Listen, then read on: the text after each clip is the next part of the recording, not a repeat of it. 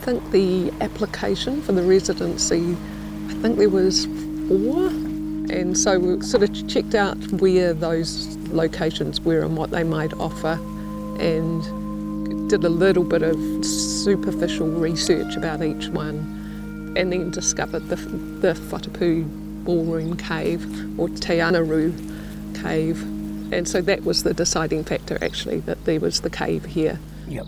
And that this was the closest place to stay for the cave. And I think also if the kids could come with us, you know, like if the house was big enough for the kids.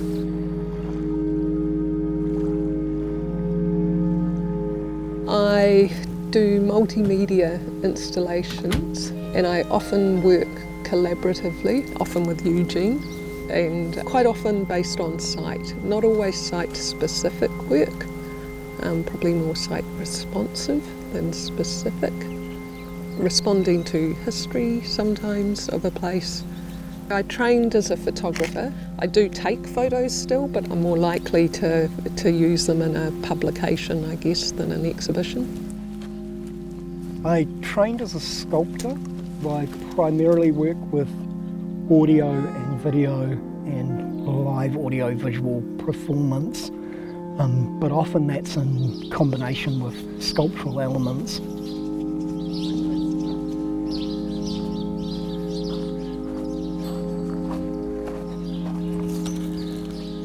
When you mention the cave, lots of people know about it, but they only know a little bit, and it's just through word of mouth. The dances that took place in the cave, well, there's 2 versions of it really, that the dances were taking place in the early 1900s, and then other people said it was really busy in the 1920s, that's when the Kauri dance floor was put into the cave. But there's also sort of evidence that there was a dance floor put in there earlier. So possibly there's been 2 dance floors at different times, we're not really sure. And we have heard that, which is why we came out here in the first place, was that the dance floor is still in the cave under 5 metres of sand. But we've also heard that that could be really unlikely that it's still there, because ultimately it's more likely that it got recycled rather than left there. We have also read that the dance floor was hoisted up between dances, sort of hoisted up to the ceiling to protect it from the sea, the tide coming into the cave. Because everything you can see behind you wasn't there. There's early photos which show the mouth of the cave and then just flat sand between the water and the mouth of the cave, and so the tide would have come right up at that stage. Because we've read that the dance floor was winched up between dances to protect it from the tide, we would like to propose a project where we make a dance floor for a gallery space that gets winched up. At this stage it's hopefully going to be automatically lifts and in time with the tides. If that's not possible for some reason, then it may be that it gets hoisted manually with a group of people hoisting it up, and possibly just brought down only on Saturdays, because the dances were held on Saturdays.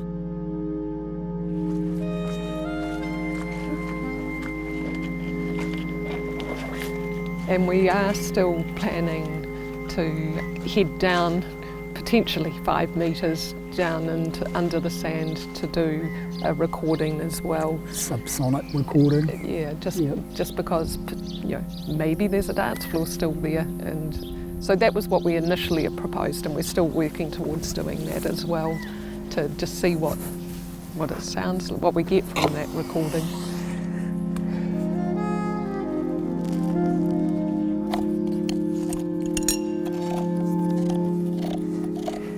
There's the notion of the remoteness and the history of the cave, the fact that possibly, probably not, but possibly there's a dance floor buried under metres of sand in the cave is this kind of unknown or imagined. Yeah, history, this kind of inaccessible history.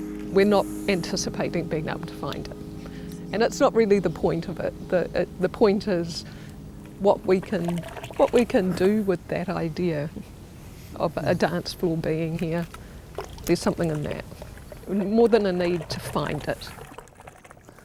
There are two sensors in the capsule. The sensor for the geophone, which is the seismographic sensor, which will pick up subsonic vibrations. And then into the top of the capsule I've glued a contact microphone, so that's acting like a hydrophone, so how you would typically make a hydrophone for recording underwater. Well, we've been taking some ambisonic and some quadraphonic recordings in the cave, which has a really particular soundscape to it because of the resonance and the echo, and that often it's echoing the waves from the beach.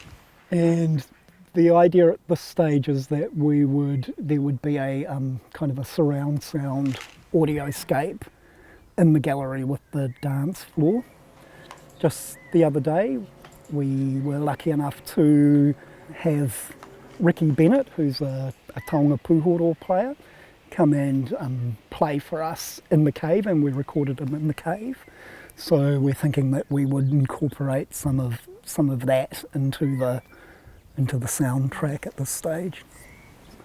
While the dance floor is intrinsically linked to the kind of colonial history of the area, for me there's like a history which goes further back than that.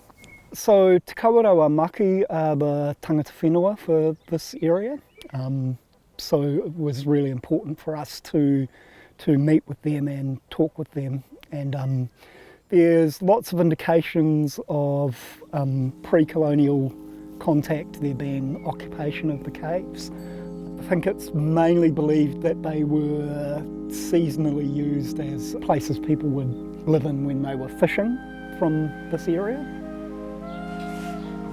Eugene and I have worked together on numerous projects over the years, and our process has developed through discussion, really, a lot of discursive development of a project and with each other, but also bringing in people that are more knowledgeable about something or a place than we are to respond to the place that we end up in. But interestingly, while we've been here, we've kind of decided that we think a small print run artist book which sits with an installation would work really well in this context. We couldn't develop this project about Whatipu without being here, or about the cave without being here and having those conversations. You definitely get a different sense of the place, which I think you don't really understand that's what you're looking at until you're here, being here.